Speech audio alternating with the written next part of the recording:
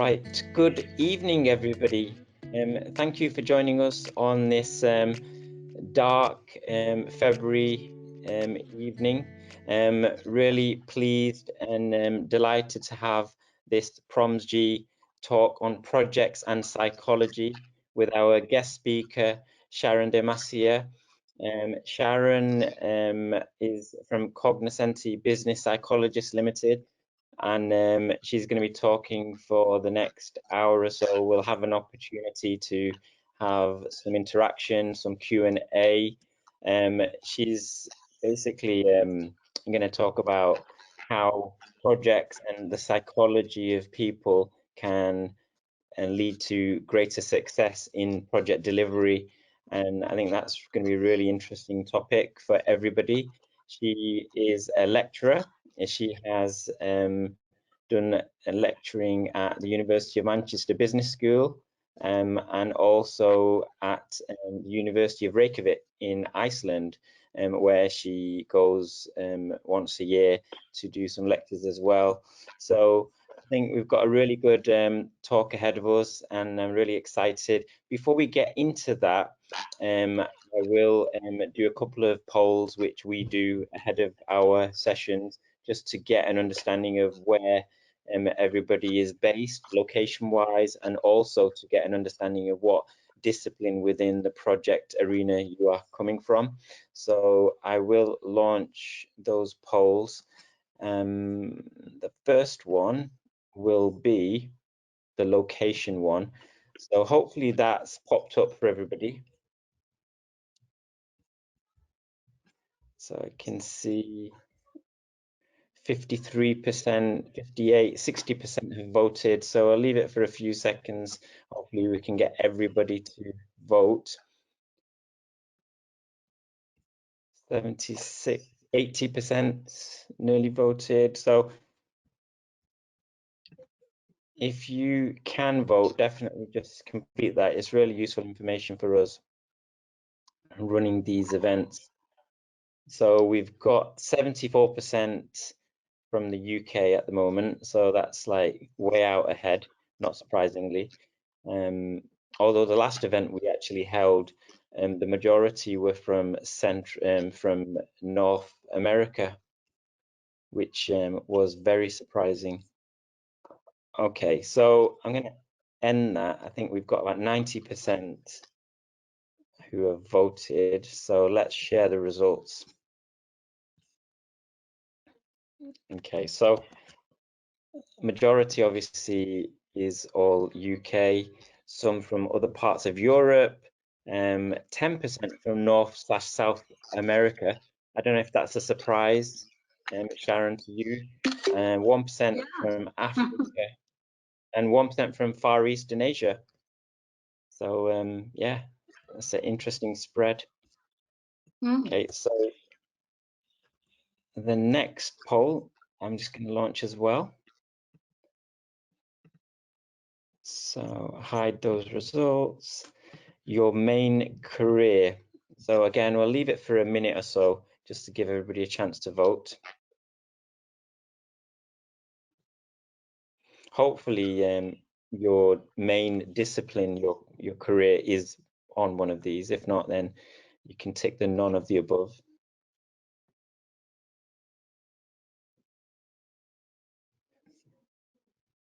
Okay, we've got 80% voted. I'll try and get close to 100 again before I stop it. But majority are project program managers, 52%.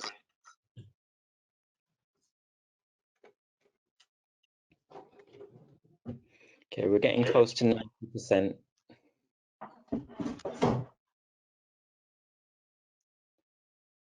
All right, I think I'll end that one. Close poll, share results. So 52% project program managers. We've then got 18% are BAs or IT consultants, 16% are none of the above. So we obviously need some new categories. And 9% project management office and 5% IT project team. So brilliant. Okay, so without further ado, what I'm going to do is hand over to Sharon, who is going to start our talk tonight. And as I say, any questions that you have, please use the Q&A chat facility.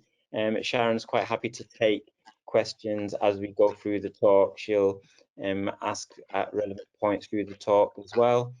And yeah, let's get started. Over to you, Sharon.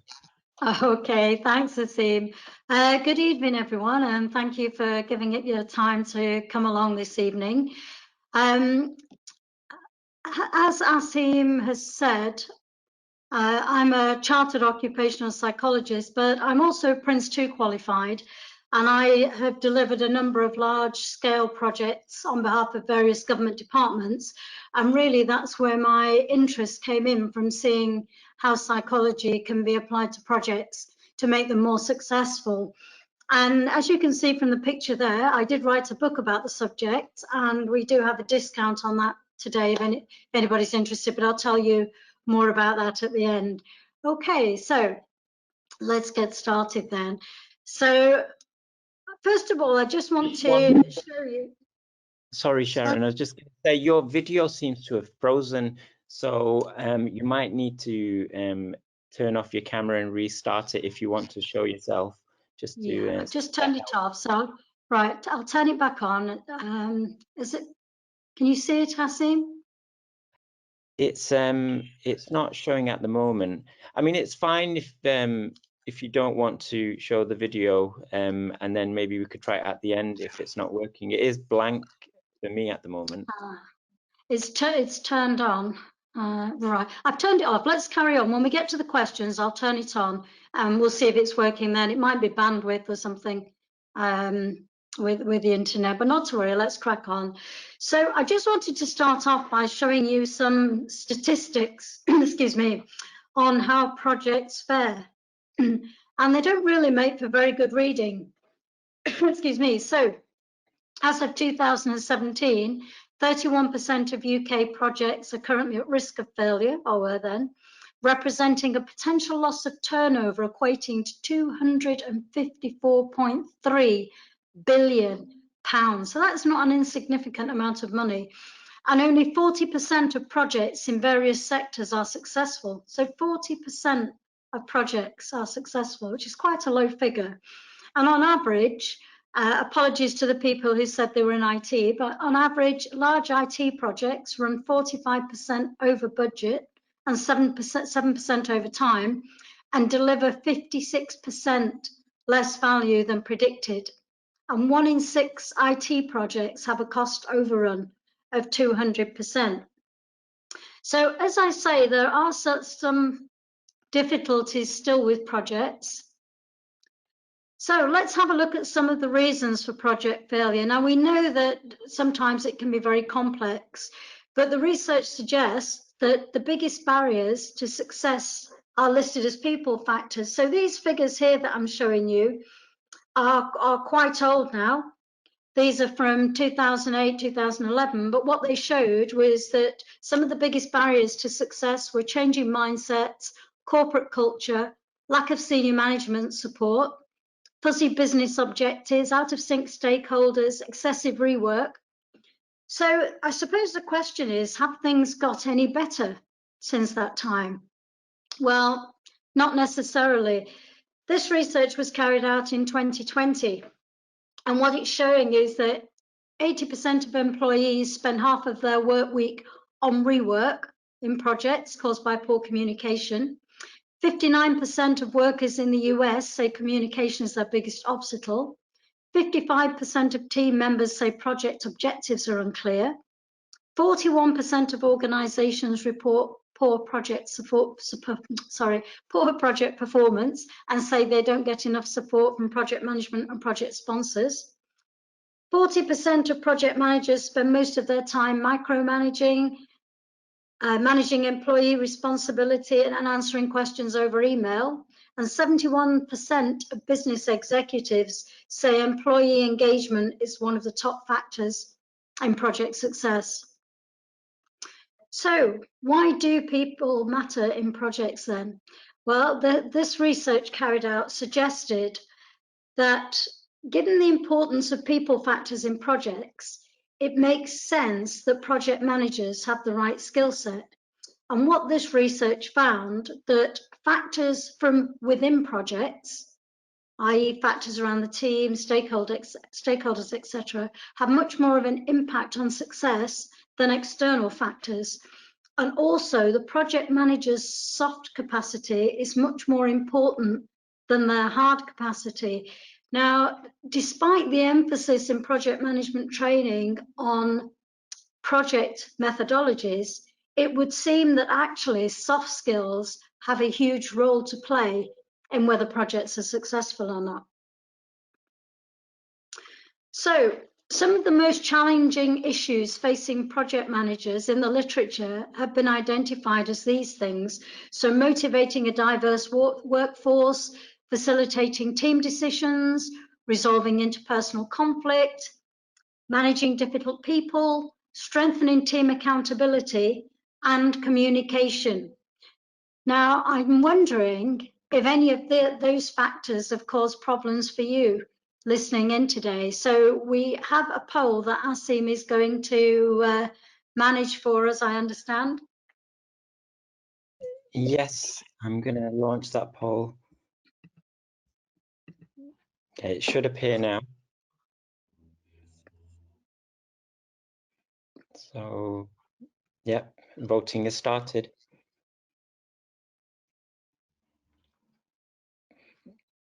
It's quite spread at the moment, although communication seems to be edging ahead of managing difficult people. You'll have to tell me, Asim, because I can't actually see the poll on my screen. Yeah, I'm going to give it another few seconds. We've had about 74% have voted. Okay. Let's see if we can get close to the 90% we had in the previous two. Still neck and neck between managing difficult people and communication.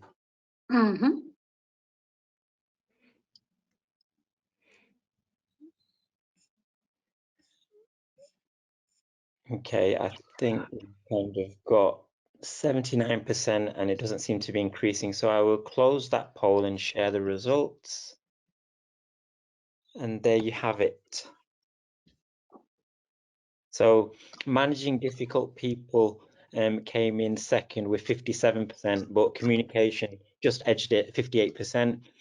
The others, motivating a diverse workforce, 36%, facilitating team decisions with 31%, and resolving interpersonal conflicts was 40%. So communication just edged it over management. Interesting. Brilliant. Thank you very much for that. That's useful to know. So looking at the literature then around project success, the success factors have been identified as inspirational leadership, team building, good communication, no surprise there given the poll, good engagement of team and stakeholders, and change management skills. So I suppose it's, given the research and the literature, it's not at all surprising that these factors have come out as critical success factors for projects, and they are all people related.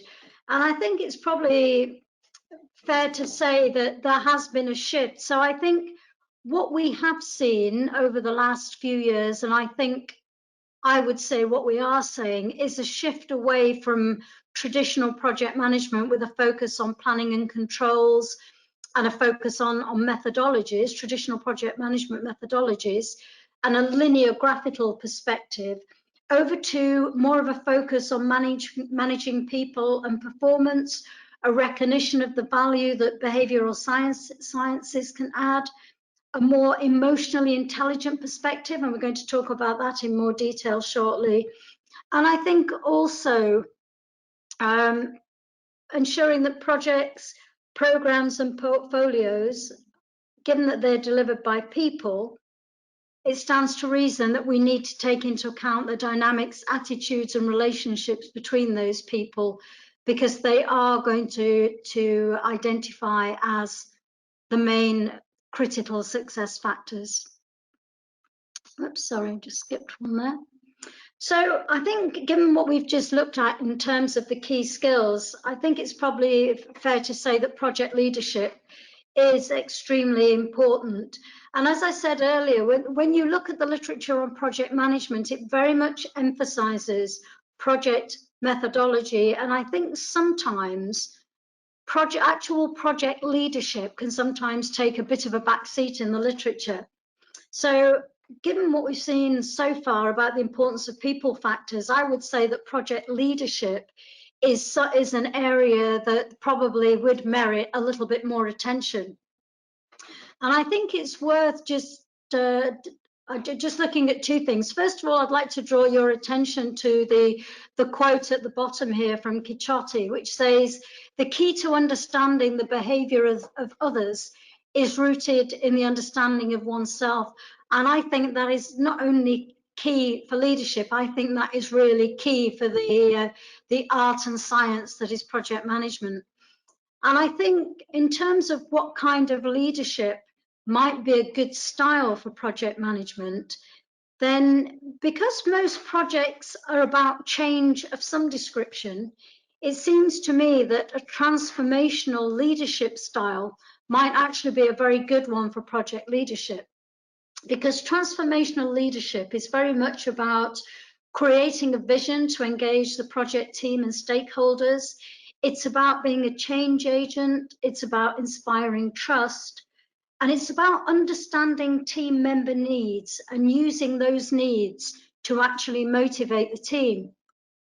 Now, I don't know whether you're all familiar with Maslow's hierarchy of needs.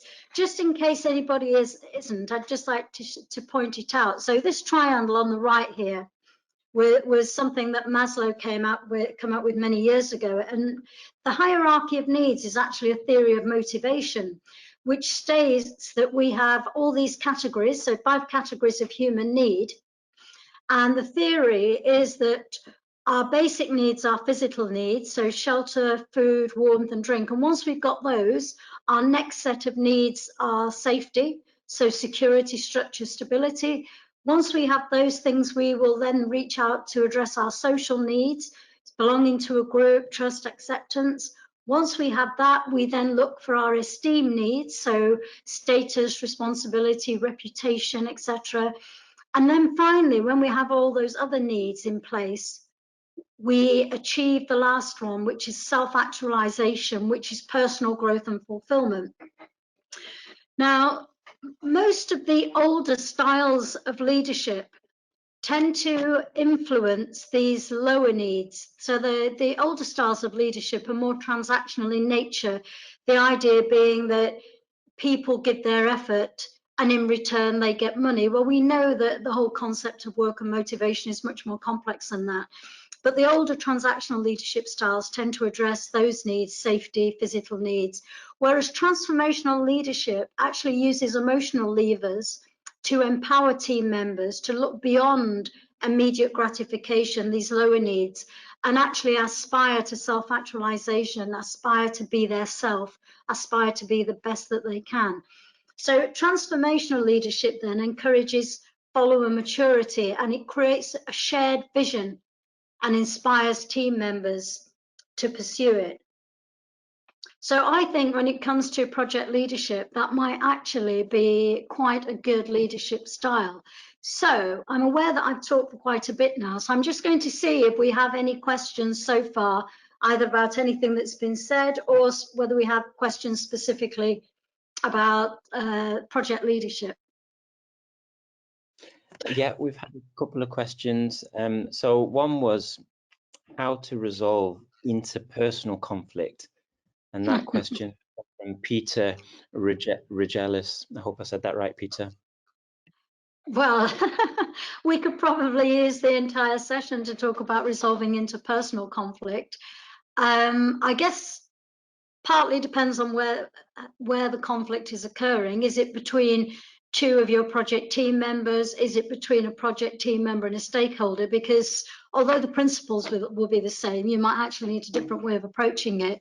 But I think to me, the best way of resolving conflict is always good conversation. So it's always getting the parties together, possibly with a, shall we use the word mediator, i.e. someone who's neutral, who can actually help steer the conversation. So I think the first thing is to arrange a conversation on neutral ground with a third party. And then I think the important thing is to focus on what the issue is, and make sure that you're moving away from any sort of personal accusations. So you need to try and encourage both parties to focus on the issue that you're trying to resolve. And if anybody starts getting into personal comments about, oh, well, you do this, then you need to steer it back to, well, what is it about this aspect of the project or issue that you're unhappy with?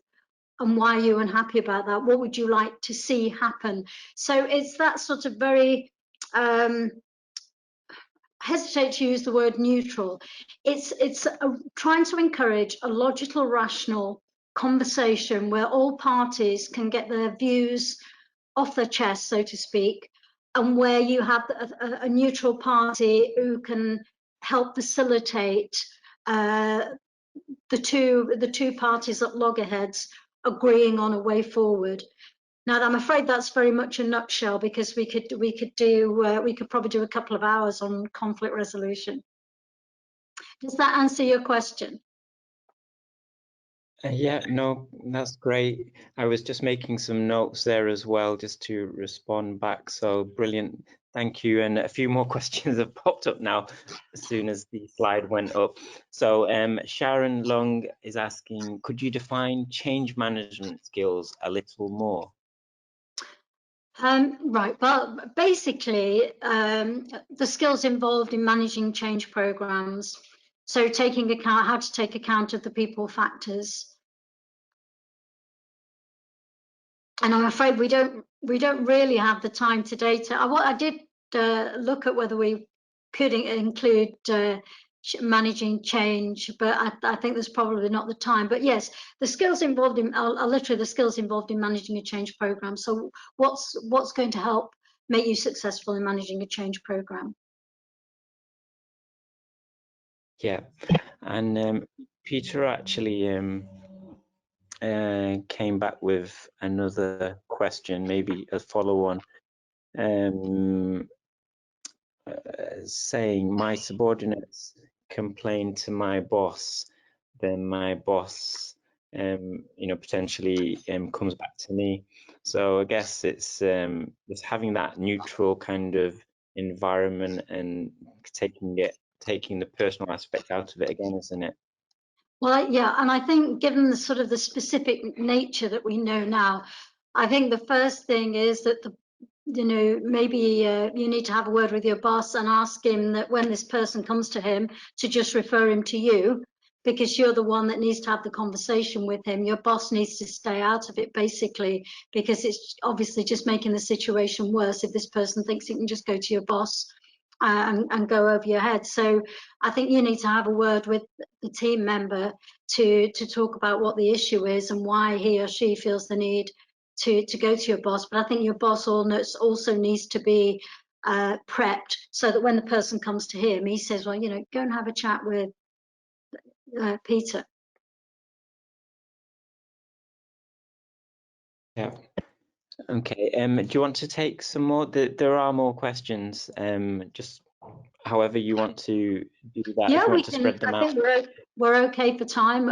Yeah, let's have the questions now, or maybe do one more now and then leave the rest till the next question break. Yeah, perfect. So I'll do one more.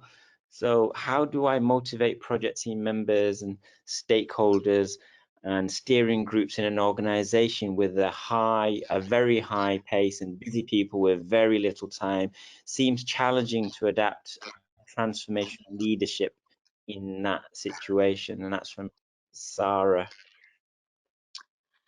Well, I think I would say whatever situation they're in, there has to be project leadership. And if it's a fast-paced environment, and sorry, did Sarah say she was having trouble motivating, or everyone was motivated? Sorry. So she was asking how do I motivate all of these stakeholders and project team members? It's such a busy environment. How can you implement transformational leadership in that situation? Well, as I say, transformational leadership is just a style of leadership. So at one level, it doesn't necessarily take any more time than any other kind of leadership style. However, transformational leadership is all about motivating. It's about inspiring people. It's about using a vision to inspire people.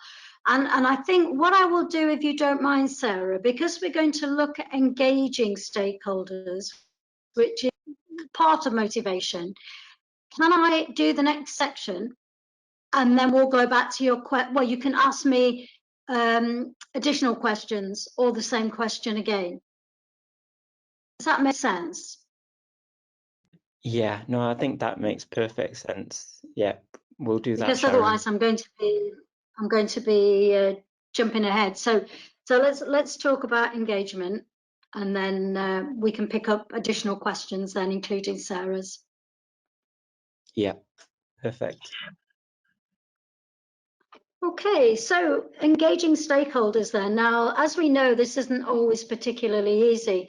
Most stakeholders have a day job, and as a project leader or a project manager, it's not always easy convincing them to dedicate time to your project. So it's very important that you make whatever efforts you can to engage your stakeholders. And the research suggests that there are a number of key criterion that have emerged as being the key drivers for engagement. And basically, they're these things here. So the first element then is your stakeholders, in order to feel engaged, need to have a sense of feeling valued and involved. Now, as a group, your stakeholders will vary in the extent to which they personally need to feel valued and involved once you start engaging. And I guess once you start engaging with them, you will get a feel for which ones need the most effort, i.e. which ones really want to be engaged and involved. And you really need to capitalize that, because if you do have stakeholders who are keen to be involved, then by all means get them involved. And a word of caution here, sometimes we have stakeholders who are very quiet, and when we're busy, we assume that they're quiet because they're happy with everything. But that isn't necessarily the case, and silence could imply a total lack of interest, which may mean they're not doing anything towards your project. Or, worst scenario, it could mean that they're actually not in agreement at all with your project, and they could sabotage it at some point. So it is important, I think, to identify how much involvement your stakeholders actually need, and make sure you give them the level of involvement they want, and do your best to make them feel valued. The same goes for involvement in decision making. Not all your stakeholders will want to be involved in decision making, and in all honesty, there may be some that you don't want to involve in decision making. But in terms of engaging stakeholders and making them feel part of your project, it makes good sense to give them the option of being involved, so that they know that you value their opinion. And I would also say that giving them the freedom to voice ideas and knowing you take their comments seriously can actually be quite motivating to stakeholders.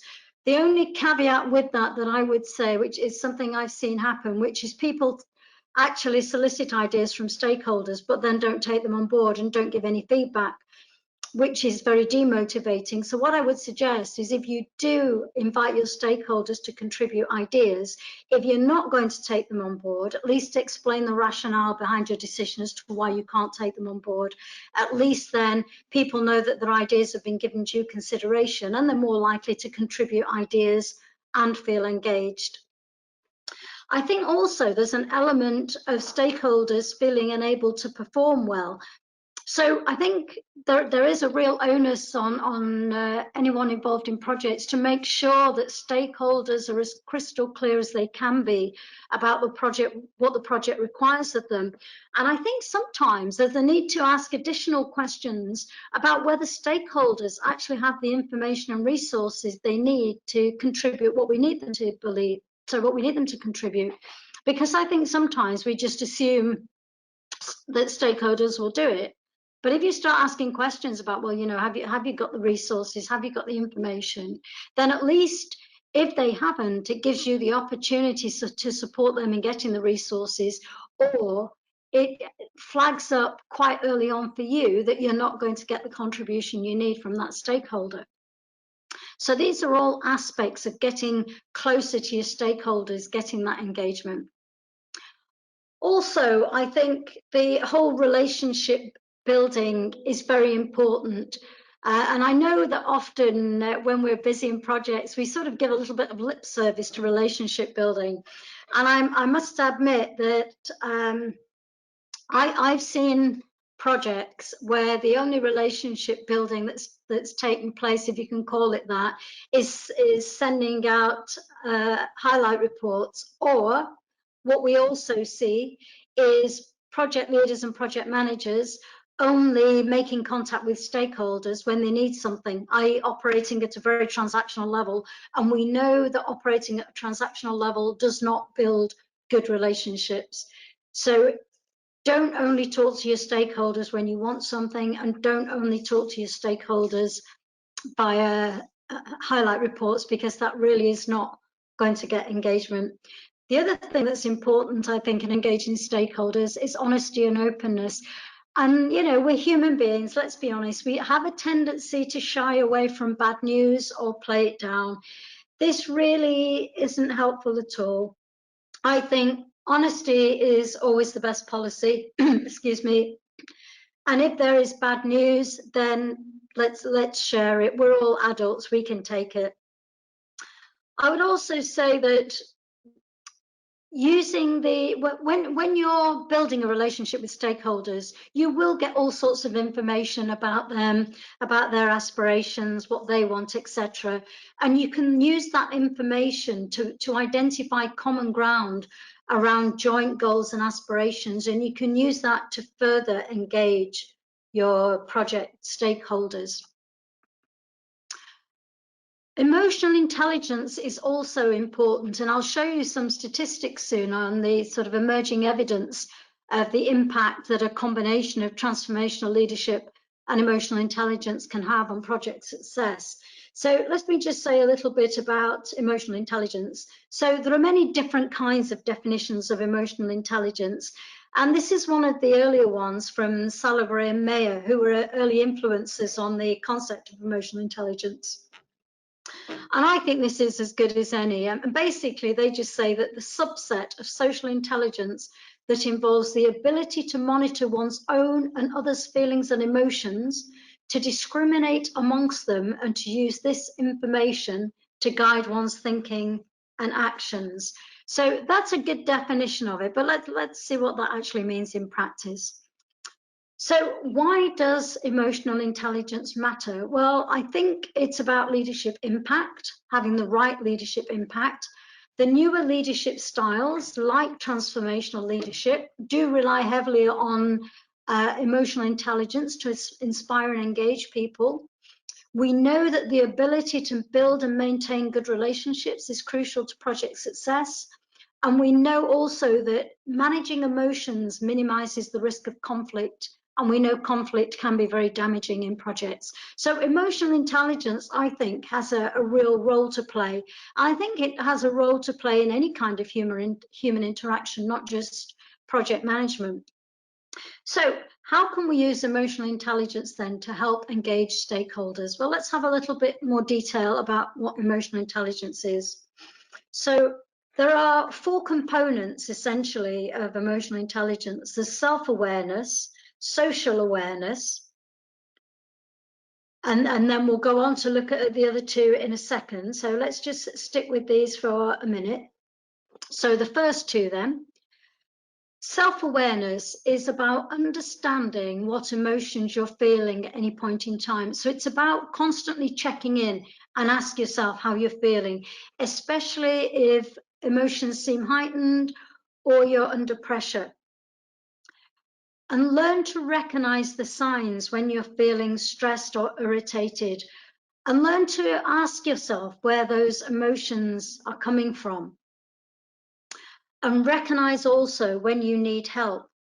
So why these things matter, I think, is sometimes when we're under pressure, we tend to be a little bit more emotional, a little bit more irritable. And sometimes when we're having conversations with people and conversations with stakeholders, that irritability can seep through into our communication, into our body language. And often that irritability isn't about anything to do with the conversation we're having with the stakeholder. It might be about because we were late for work because the traffic was bad, and when we got to work, someone was in our parking space. This was in the old days prior to COVID, of course. But the thing is, learn to recognize your emotions, what you're feeling at any point in time, and if you're feeling any negative emotion, ask yourself where it came from. Also, as I said, do recognize when you need help. Leaders who are able to accurately assess themselves and assess their emotions know when they need to learn and know when they need to ask for help. And this combination of self-awareness and self-accuracy means that leaders can be confident because they know what is within their grasp and they know they can make the most of their strengths.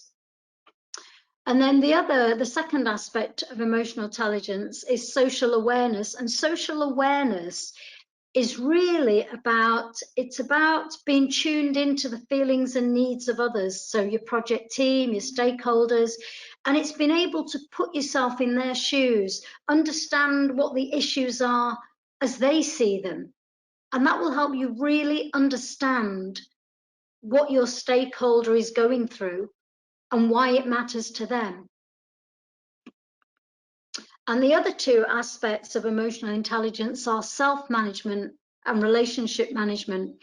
Now, self-management is really about being conscious of what you say and how you say it so that you manage the emotional content of your communication. So it's taking that irritation out of your voice, out of your body language, and it's being positive and encouraging. So it's almost like learning to manipulate your own emotions so that even if you're feeling a bit irritated, instead of demonstrating that irritation, you demonstrate positivity. So you actively demonstrate perhaps a slightly different emotion than the one that you're experiencing, because being positive and encouraging will encourage higher levels of positivity in your stakeholders and in your teams. The other aspect of emotional intelligence is relationship management. And relationship management is about tuning into the emotions of the people you're with, whether it's your team, whether it's your stakeholders, and trying to influence those emotions. So harnessing the emotions, if they're positive ones, to help you drive your agenda forward. And if the emotions that you're picking up around you are negative ones, then trying to gently shape them into more positive emotions, once again, to drive your agenda forward. So in terms of trying to be more emotionally intelligent, the key things are about being aware of your own emotions and keep asking yourself how you're feeling. Make sure you engage your brain before you put your mouth into gear. In other words, check those emotions and what's going to come through. Make sure you're not demonstrating irritability or any of the anger or any of the negative emotions unless you actually intend to. So don't do it subconsciously. Do make an effort to empathize with others and use your emotions and what you know of the emotions of others to try and inspire and motivate and engage people. Now, let me just show you some of this evidence that's coming through about the impact that emotional intelligence and transformational leadership can have on project success. So research in 2016 by Rathansi et al. Found 307 project managers in the Australian defence industry found that emotional intelligence had a positive impact on project success.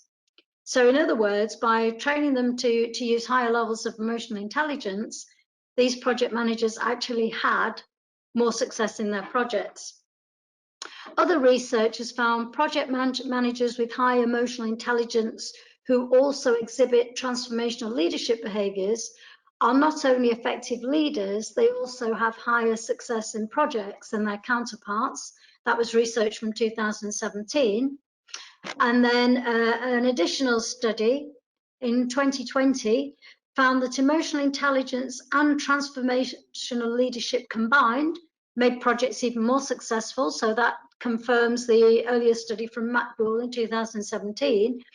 And also among transformational virtual project team leaders, there was a relationship between overall emotional intelligence scores and the success of the virtual project teams. So the higher the level of emotional intelligence demonstrated, the higher level of success in the project team. So some interesting evidence coming forward there on why emotional intelligence and transformational leadership might be useful tools to add to your bag and in terms of project success. So we're going to have another question break. Are we okay for time still, Asim? Yes, yeah, we're fine. I mean, we can go on till about 8, so we've got 40 minutes or so. So Right, that's all. brilliant. So do we, So, I know we have Sarah's question still. So does Sarah now want to ask an additional question or? she hasn't followed it up yet. She was happy with it to be covered as part of the stakeholder section. So we'll let her put something in the question box if she. Okay. There's a couple more questions here I can read out in the meantime. Well, let's do that then. Give Sarah the chance to see if she wants to ask a different question or just to ask the same question again. Sorry, go on, Asim. Yep. So Tony McMahon is saying very interesting and agree with the leadership style is often overlooked. Project managers often come from a technical background. Is there any research on leadership style versus technical or soft skill backgrounds? Sorry, leadership style versus, you mean in terms of which is most successful for projects? Yeah, exactly. Technical background or people that have come from maybe a non-technical with a bit more softer skills. Yeah, I suspect the issue is not about the background that person comes from. It's about their level of interpersonal skills, soft skills, because we have seen that all the research is showing that it's the soft skills that are critical for project success. Now, we know lots of things are important for project success, but it seems that the softer, the people skills are the critical ones. And it makes sense when you think, projects are about people, they're often about change, and we know during change emotions run higher. So it stands to reason that the higher level of interpersonal skills, such as things like emotional intelligence, etc., that a project manager has under their belt, the better they're going to manage those tricky people issues.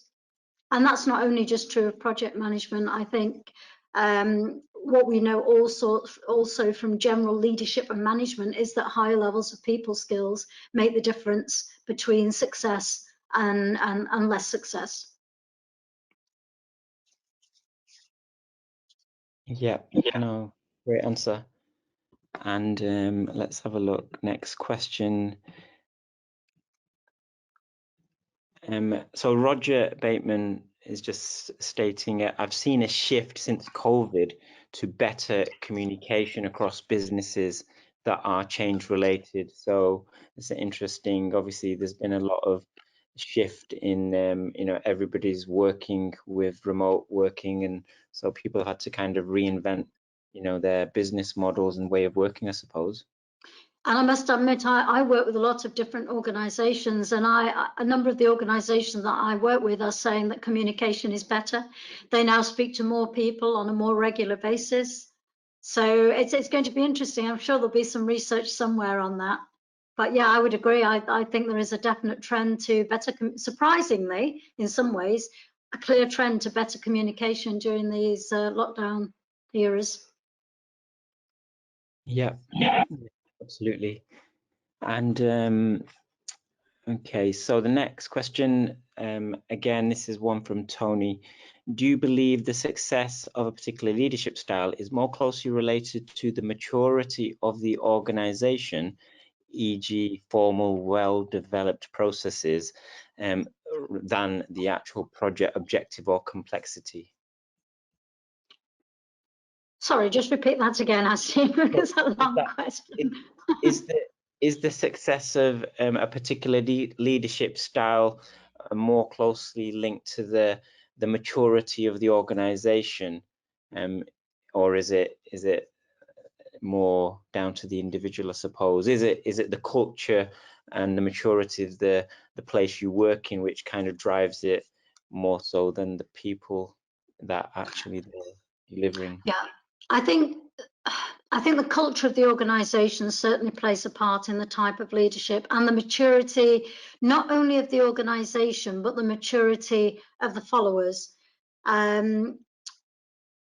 I think transformational leadership styles can be extremely good where you need to motivate and inspire, but I think there is still a place for other kinds of leadership styles. I mean, when you think of the Hershey and Blanchard situational leadership models, you know, leadership is a two-way process, and the style of leadership that is most successful has got to be the one that matches the competence and confidence of your followers, but also a leadership style that's totally at odds with the culture of the organization. And it's only going to be successful, I think, if somehow you can bring about change in the people around you and help change the culture to more of that kind of leadership style. As I say, leadership doesn't occur in isolation. It's part and parcel of an interrelated system. So I guess the short answer is that the best leadership style will depend on a number of factors in practice. Yeah, no, great answer. Thank you. So I can do another one and then we can continue because there are quite a few questions now. Okay. So let's see. Sharon Long's asking, in the evidence, what were the measures of success, and were there characteristics or industries that where it was more effective? Let's have a look. I haven't got that information to hand at the moment. They were carried out. Yeah, each of them were carried out in different sectors, and with slightly different success factors. But it was about project success in terms of delivery on time and within scope. But I haven't got the specifics with me. Yeah, no problem. Okay, so yeah, we can continue with more questions if you like, or you can continue with your slides. Well, let's take one more and then we'll carry on, and then we'll take more questions later. We've got another question break soon, I think. Okay. All right. So Lisa Reese is asking, how do we learn to not show emotions when getting a lot of harsh criticism? And you obviously you don't want to seem weak, I suppose. So that challenge. Yeah, it's not about not showing emotion. It's about making sure you're making sure of two things. First of all, that you're actually demonstrating the emotion you want to demonstrate, i.e. you're not inadvertently sounding irritable when you don't intend to be.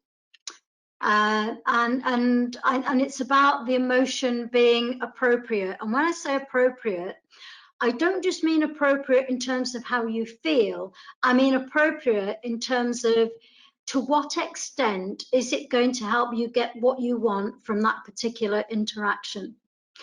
So there are times when it's important to be strong and strident maybe, but I think if you're only being strong and strident to prove a point, the question to ask yourself perhaps is, what emotion is going to help me get the best out of this person in this interaction?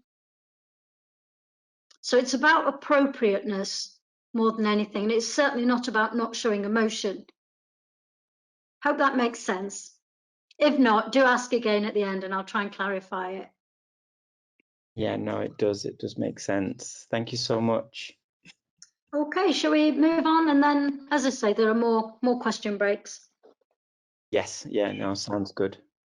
Okay, so I'd like to just move on to talk about risk a little. Now, the issue of risk in project management is a crucial one, but in my experience, little account is taken of the unique contribution that people's individual differences play in the management of risk. So research carried out to date has shown that individual personality factors play a determining role in the extent to which people are likely to be risk takers or risk avoidant. And risk behaviour tends to be biologically patterned, i.e. some people are likely to be consistent risk takers, some are consistently risk averse, and some are willing to take risks in some areas of their life, but not in others. And I think if project managers are serious about managing risk, it would make sense to understand their team members' individual propensity for and attitudes towards risk-taking so that they can more effectively match people to roles and manage risk more strategically. So the issue in terms of the types of risks, alongside the normal risk factors that you would consider as part of any project, I think there are 3 additional aspects that should be taken into account.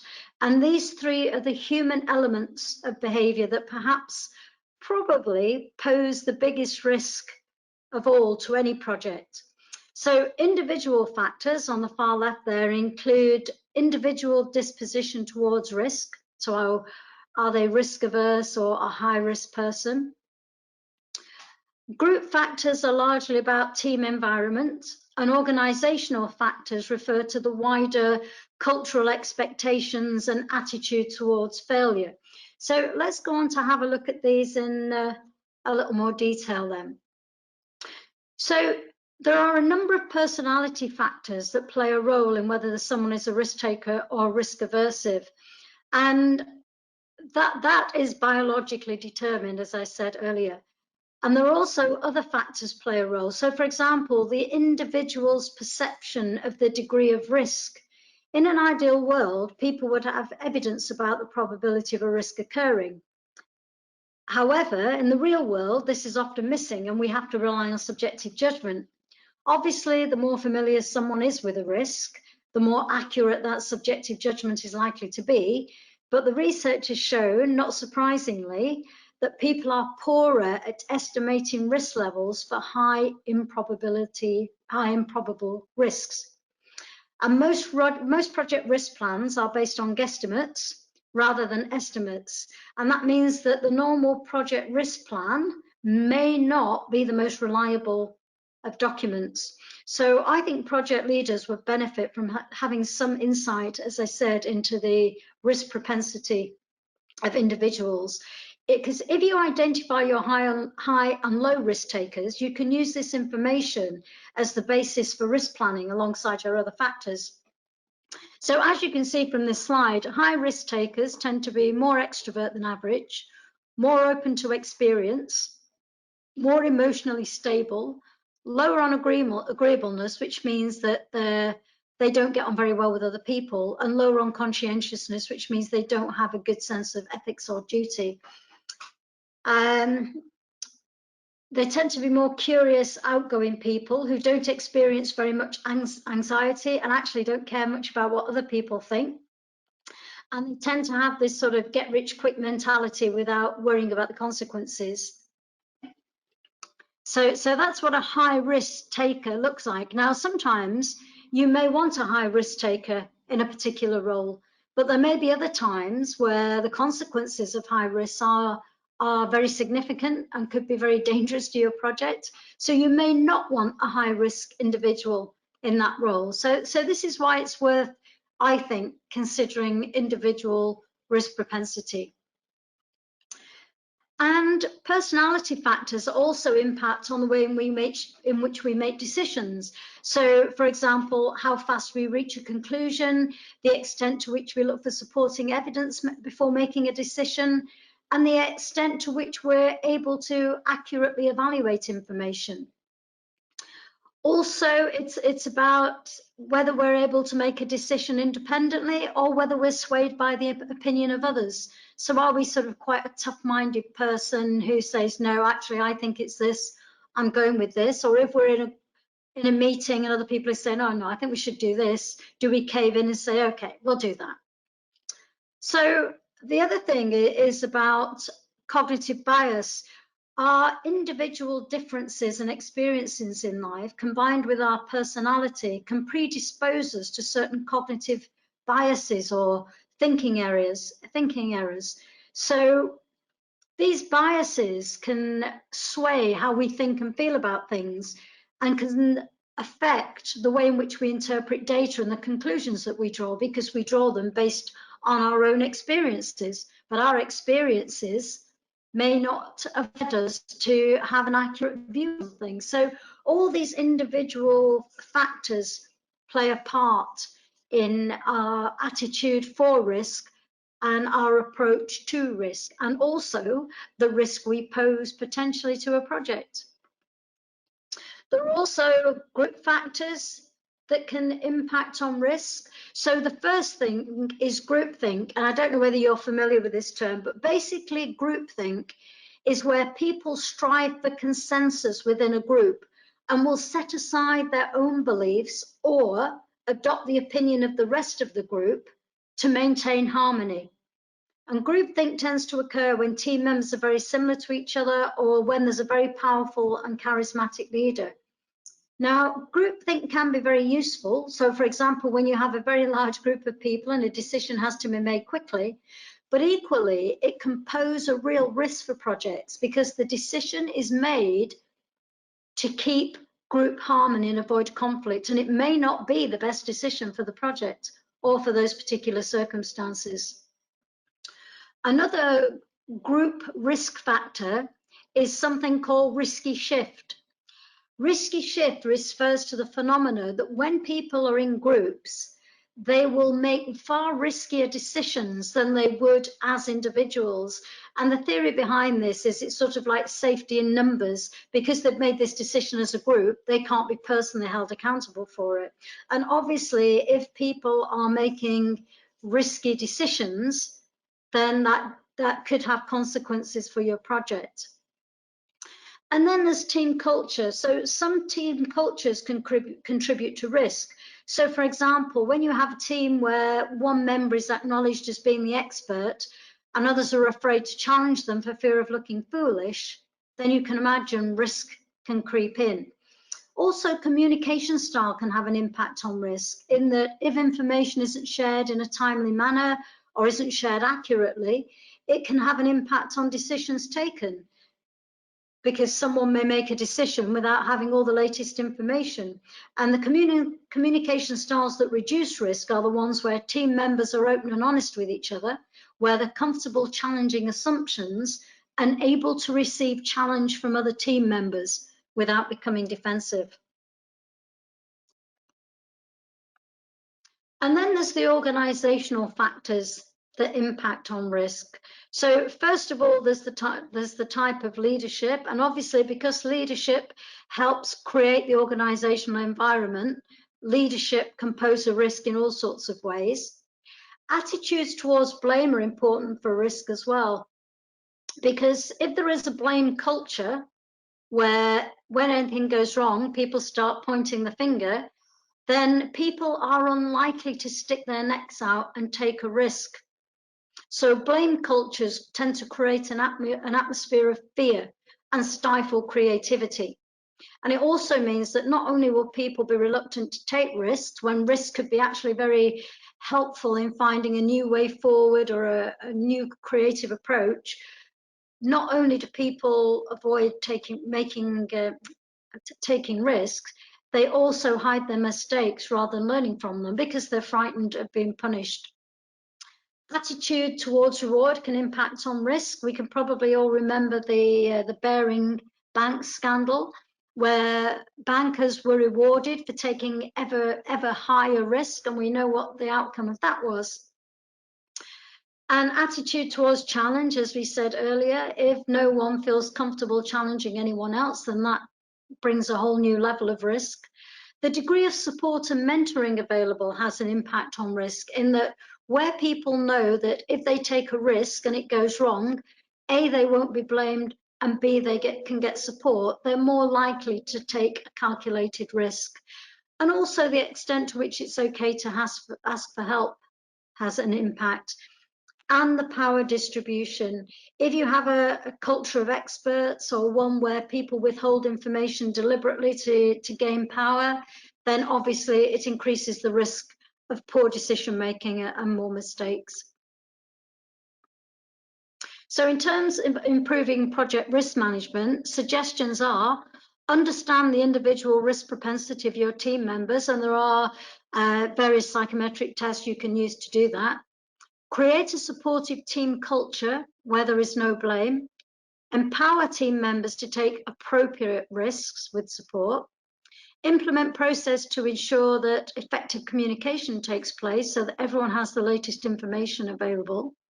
And evaluate decisions and decision-making processes. This is something we don't do very often, but I think it's a missed learning point, because when we reflect on decisions we've made, how we've gone about them, then sometimes it's easier to spot recurring mistakes or errors in processes or gaps in processes.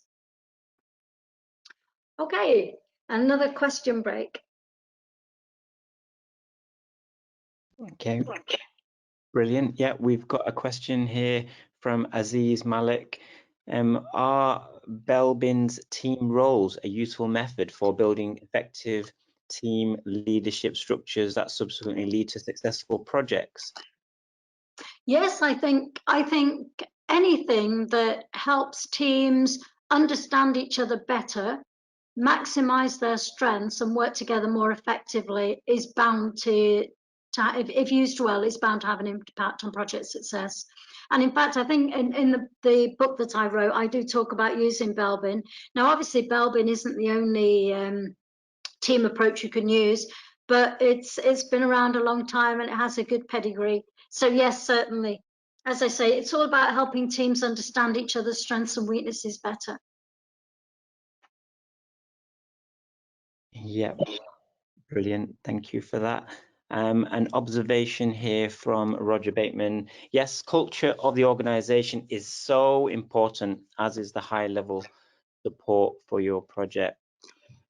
And another question. So yeah, we're getting questions about the slides and recording, and yes, absolutely, we will be sharing a PDF version of the slides, and the recording will be shared as well after the event. So Sharon's kindly agreed to allow that to be shared with everybody, all of the delegates.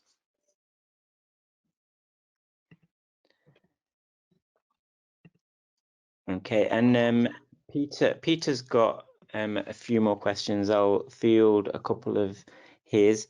So one of them is just inquiring about, are leaders necessarily those that have maybe gone through formal education and maybe have an MBA, or are they just natural? Oh, now that's the old sort of nature nurture debate. I think the thing is, you don't have to have an MBA to be a good leader, and I don't think having an MBA necessarily, well, having an MBA will not necessarily help you be a good leader if you don't have the people skills to match the education. I think leadership is a mixture of a science and an art. I think it is useful to read a little bit around leadership, but the really crucial things are the interpersonal skills: how to manage people, how to interact with people, how to get the best out of people. And you can learn those by doing a formal education process, or you can learn it by doing shorter courses where you just concentrate on building particular skills that maybe you think you could do better on. Yeah, absolutely. Okay. Yeah, I think they're the questions at the moment. I'm just going to try and write out the response as well. So yeah, you can continue, Sharon. Okay, let's carry on then. Oops. So building a project team then. Now, I know a lot of the time we don't get to choose our project team. Either we inherit them or they're allocated to us because they happen to be the person free from a particular department. However, I think if you have the opportunity to choose a team member for a long-lasting project, obviously it wouldn't be worth it for a very short one, I would suggest you use psychometric tools to ensure you get the right person with the right personality and aptitude for the role that you need them to perform in the project. Other things that I think are extremely useful in terms of building a project team, and we just touched on this in one of the questions, is making sure you find a way to identify the individual strengths that team members bring, not necessarily only in terms of what skills they have, but also in terms of sort of what traits they have, and what they can offer, what they can ask from each other, and what they can offer to each other. And there are lots of different tools, that paid for tools that don't cost a great deal, like StrengthScope. And StrengthScope is really good at helping you, helping your team identify what their strengths are, what the strengths of other team members are, so they know who to call upon if they need particular kinds of support. But it's also useful to identify the signature strengths of a team and to use this when allocating tasks. Now, we all have our own personal signature strengths, and these are the strengths that are most essential to who we are. So they're not skills like being able to play the violin or being able to understand a Gantt chart. Most signature strengths have a bit of a moral element to them, and we are happiest and most productive when we're using our own signature strengths. Now, the signature strengths came out of some work carried out by Seligman, who's an American psychologist, and he was looking into research, cross-cultural research, and he found that these elements here that he calls signature strengths were common across virtually all cultures, and they are valued in their own right. So they're not just skills, as I say, like being able to play the piano. And the idea is, if you have a project team, if you know, for example, that someone's strength is teamwork, then you can make sure, where possible, that you put them in a role where they get to use that strength of teamwork, where maybe they encourage others, work with others, mentor others.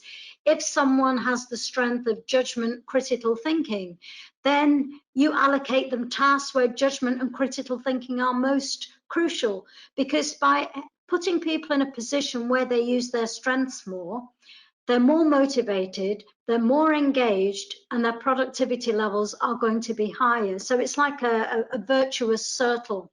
Now, there is a free tool, which I put here on the slide. It's on the Authentic Happiness website, which is Seligman's website. And the particular instrument that gives you your character strengths is called the VIA Survey of Character Strengths.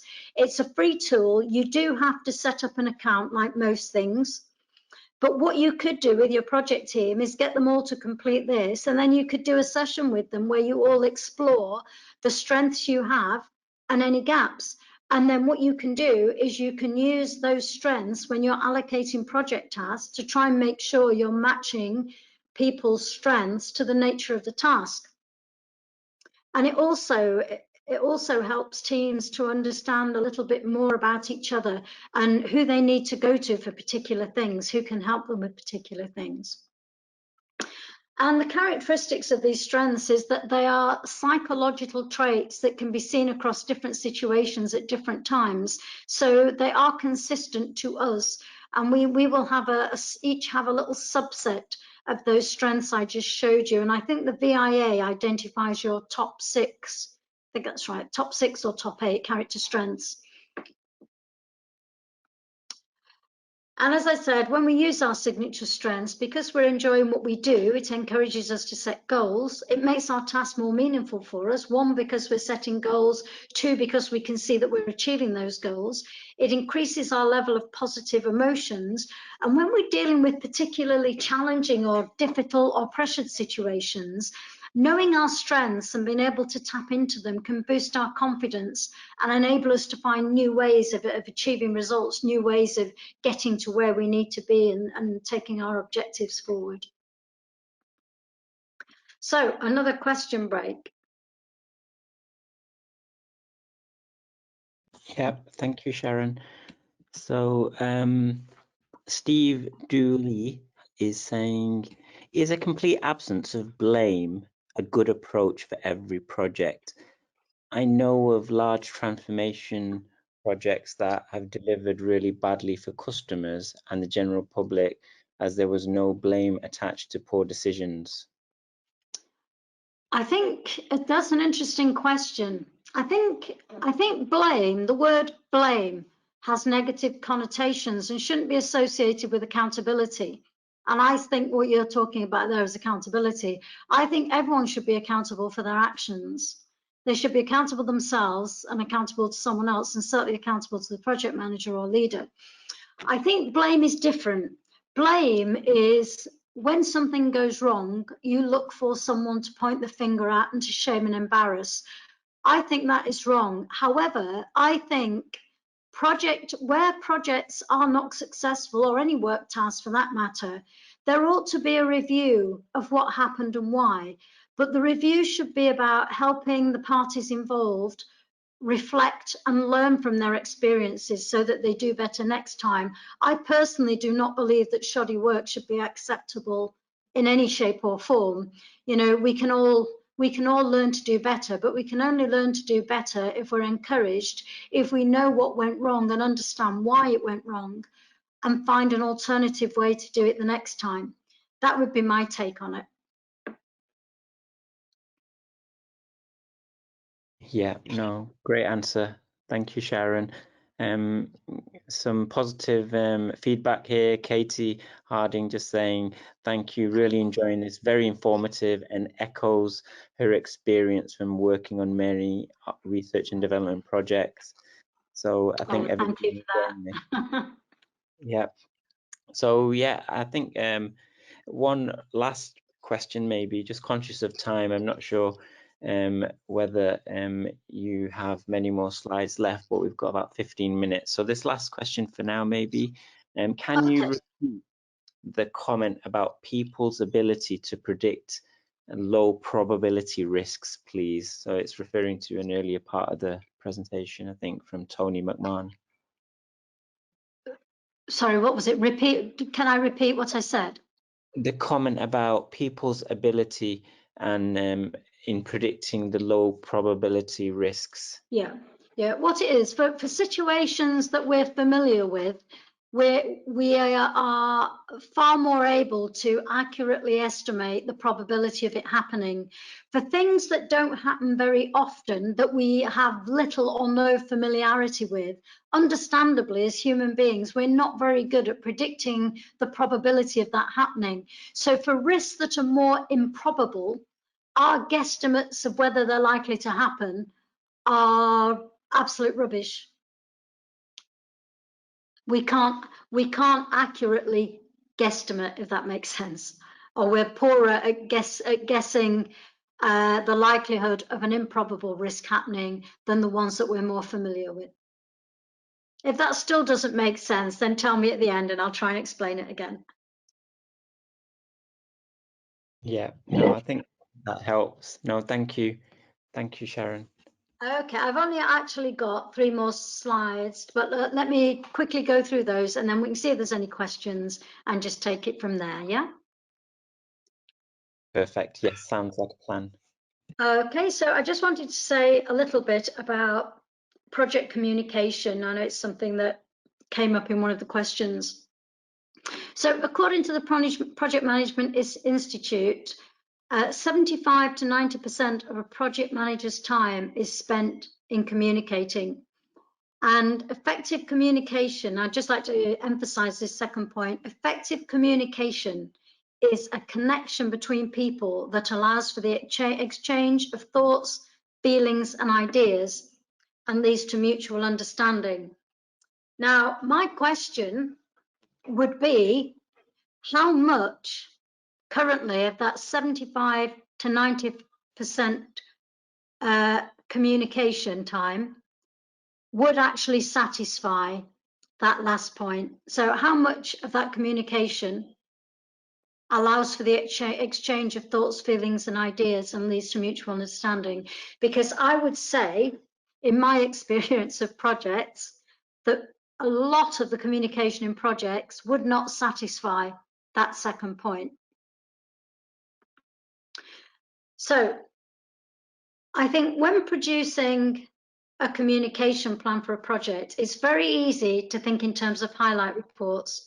And we do it all the time, don't we? Highlight reports, we list the key achievements against the project plan. But is this what your stakeholders really want? Is this what they want to know? Now, I think having an understanding of exactly what your stakeholders want and need to know is a very important part of communication. Communication is a human behavior and should, if it's to be effective, should be a two-way process.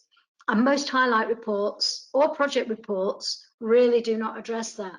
So if you know what kinds of things your stakeholder needs to know about the project in order to help them with their contribution, then that helps you to produce communication that's going to engage your stakeholders, because that is what they want. And it possibly might not be a highlight report. It might be, it might not. But I think what it suggests is a more customized approach to communication than just how many things are we going to send out and when. Also, I think it's important to understand when and how frequently your stakeholders want to be informed about project progress. Once again, we tend to stick to schedules. You know, they get this every week, every day, every month, whatever. We don't usually ask stakeholders what they want to know and how often they want to be told something. Also, I think it's useful to understand the preferred communication technologies of stakeholders. Once again, what do we usually do? We email a highlight report or a project report. I've come across some very senior stakeholders who say, well, actually, I don't use my email. You know, I have a secretary who manages all the email. I don't bother with them myself. And what that means is if you have an important communication, unless the secretary recognizes that it's important, then the stakeholder may not even get it. So I think understanding how people like to be communicated with, particularly key stakeholders, is an important thing. And I think the point to remember about communication is the point that I mentioned on the first communication slide, which is that communication needs both content and feeling if it's going to engage. And I think in projects, communication needs to engage stakeholders. So in order to do that, in order to make our communication engaging, we need to make sure it matches the needs of the stakeholder. But the content, we know the content is probably the same sorts of things we include at the moment in project reports and highlight reports. But what about the feeling?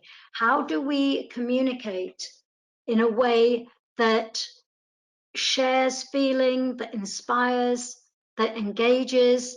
Now, I think the answer is in these points I mentioned earlier, is by understanding what your stakeholders want to know, understanding how frequently they want to know it, understanding how they want to be communicated with. And if you get those things right, that gives you the ability to put more feeling into your communication and make sure that your communication is actually not only engaging your stakeholders, but helping them give their best contribution to your project. And I know I keep talking about highlight reports, but they do have their place, but do not assume that if you're sending out highlight reports and project reports that you are communicating, because communicating is a human behavior and a two-way street.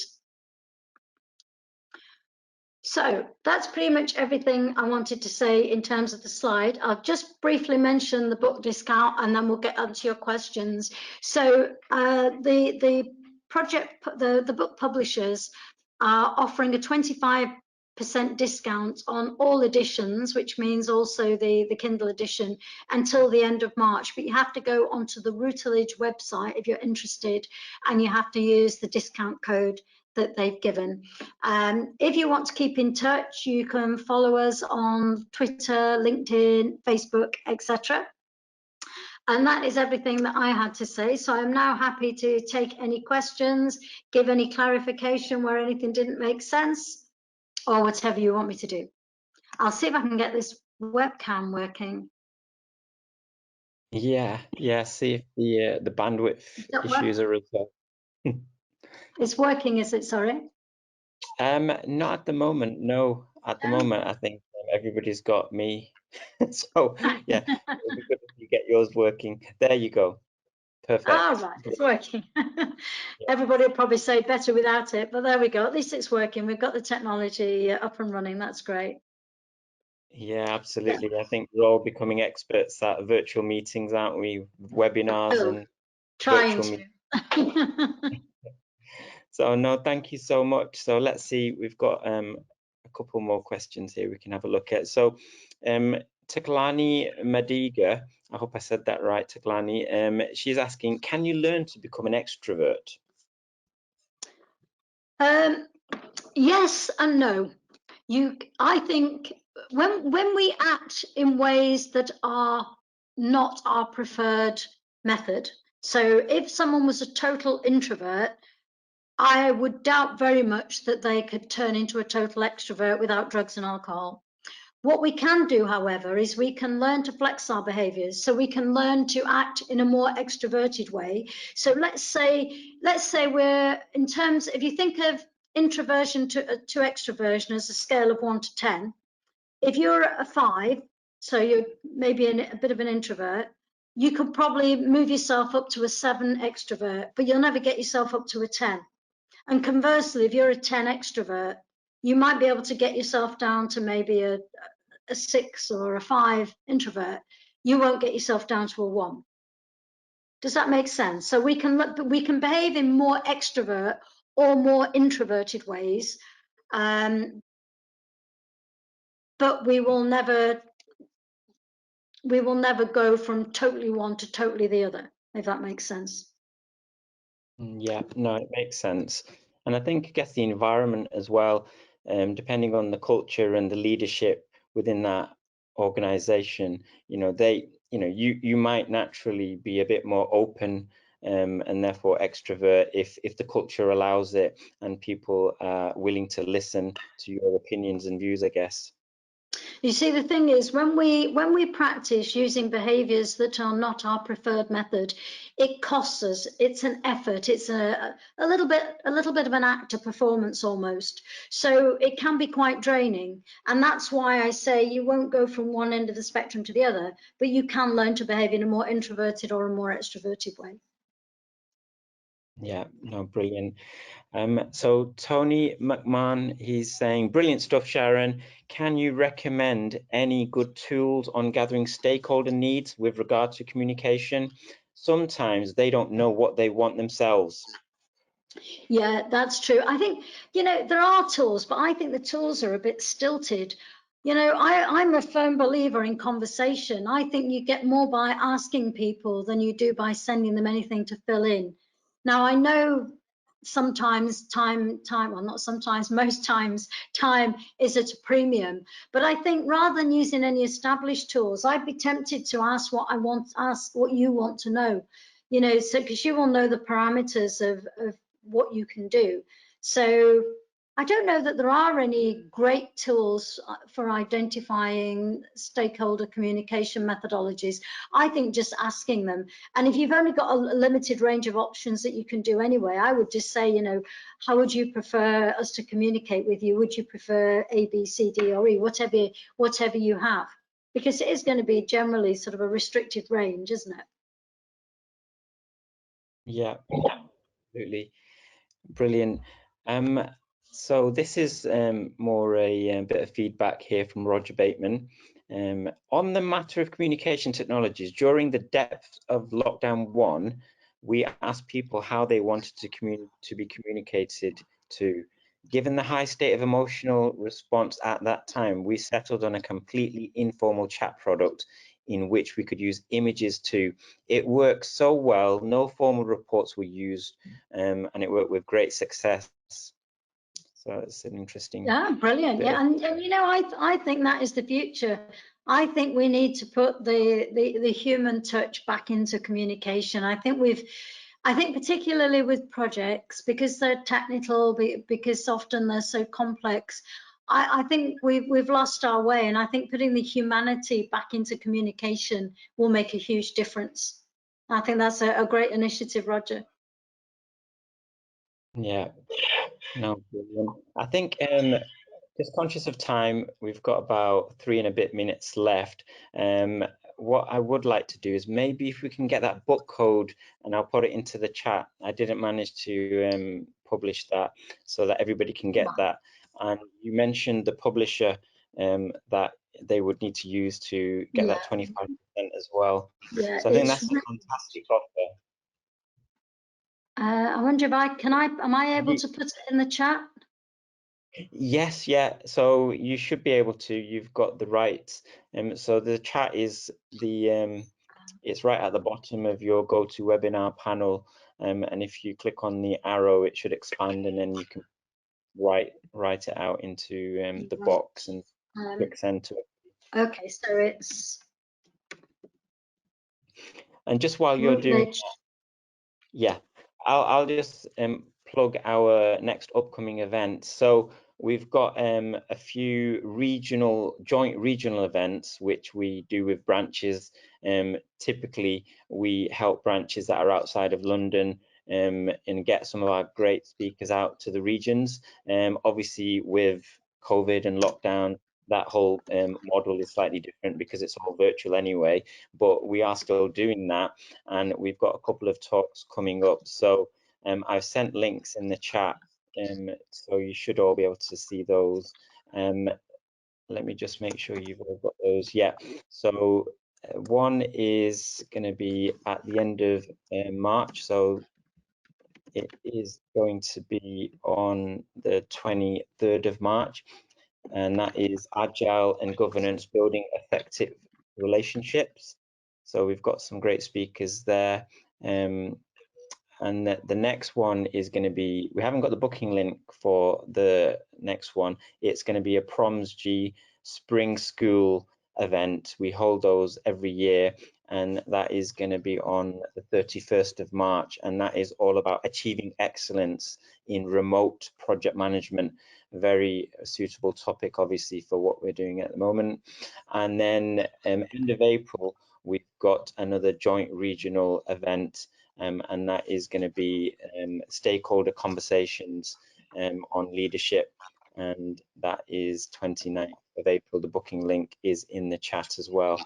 And Sharon's kindly posted also the code PP227, and that is from Routledge Publishers. You get a 25% discount on her book, which I think is fantastic. Thank you so much for arranging that. Really kind of you to help offer that discount. And talking about books, as a thank you and a gesture of our goodwill as a brand, as a project management specialist group, we always offer our speakers a book. And obviously physically we can't hand over the book today, but you are going to be getting that book. It's Writing for Social Media. It's a BCS publication, so that will be in the post to you, Sharon, as a thank you. So really appreciate the Thank talk. you very much. Yeah, no, everybody's enjoyed it. Great feedback. And feedback, we will be asking for everybody to fill out a Survey Monkey with their opinions of how the event went. And so it's always really useful to us and to the speakers. If you can, please complete that. That would be really appreciated. So just check out for that link in your mailbox. And as we said earlier, you will get a copy of the slides and also of the recording as well from tonight's session. But as far as I'm concerned, I think we are bang on time, 8 o'clock. Unless there's anything else you wanted to say, Sharon? No, I think that's it. Thank you. Brilliant. Oh, well, thank you, everybody. Thank you all very much for joining tonight. And I hope you enjoyed it, and look forward to hopefully sharing the next events with you in the future. Thanks, everyone. Thanks, Asim. Bye. Thank you. Take care. Bye. Bye.